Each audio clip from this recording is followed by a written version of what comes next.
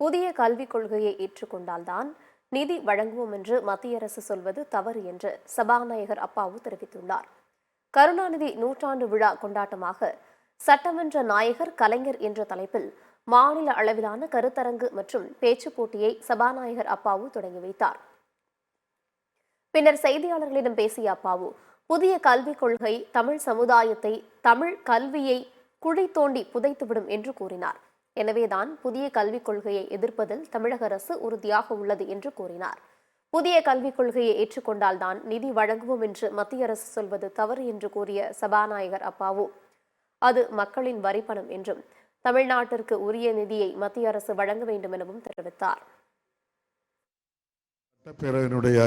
தமிழக அரசு கல்விதான் முதல் பணியே கல்விதான்.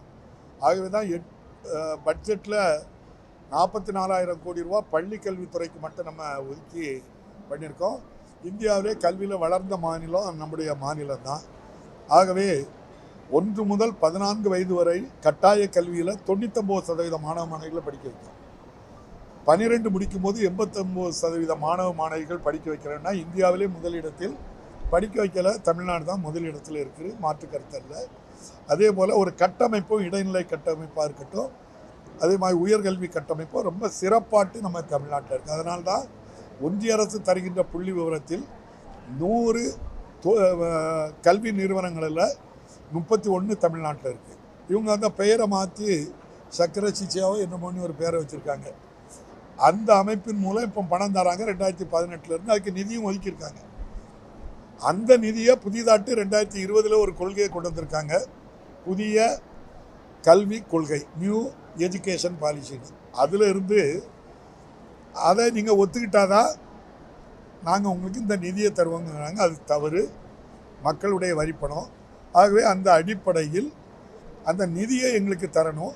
இதில் கையெழுத்து போட்டால் தான், இதை ஒத்துக்கிட்டால் தான் தருவோங்கிறது நியாயம் இல்லை. நாங்கள் புதிய கல்விக் கொள்கையை ஒத்துக்கிடல இல்லைங்கிறது கொஸ்டின் இல்லை. அதில் இருக்கக்கூடிய நடைமுறைகள் சிக்கல். 5ஆவது வகுப்பில் ஃபெயில் ஆனால் ஒரு பையன் தாய் தந்தையர் தொழிலுக்கு போகணும்னு சொல்கிறது மறைந்த ராஜாஜி அவர்கள் கொண்டு வந்த குலக்கல்வி திட்டம். அதனால தான் அதை எதிர்க்கிறோம். நம்ம சமஸ்கிருதம் இந்தியா முழுவதும் 20-25 பேசுகிற மொழி. இந்தியாவில் தோன்றிய மொழியில் தமிழ் மொழி தான் உலகத்தில் 7 நாடுகளில், இலங்கை, சிங்கப்பூர், மலேசியா, கனடா போன்ற 7 நாடுகளில் ஆட்சி மொழியாகவே இருக்கின்றது. இந்தியாவில் 14 மொழிகளில் நம்மளும் ஒன்று, அவ்வளோதானே தவிர தமிழ்நாட்டில் தான் நம்ம ஆட்சி மொழி. அப்படிப்பட்ட பெருமைக்குரிய தமிழ் மொழி மேலே என்ன வெறுப்போ அவங்களுக்கு தெரியல. 20,000 பேர் பேசுகிற அந்த சமஸ்கிருதத்தை படிங்காங்க. அதைத்தான் இது தேவையில்லைன்னு நம்முடைய முதல்வர்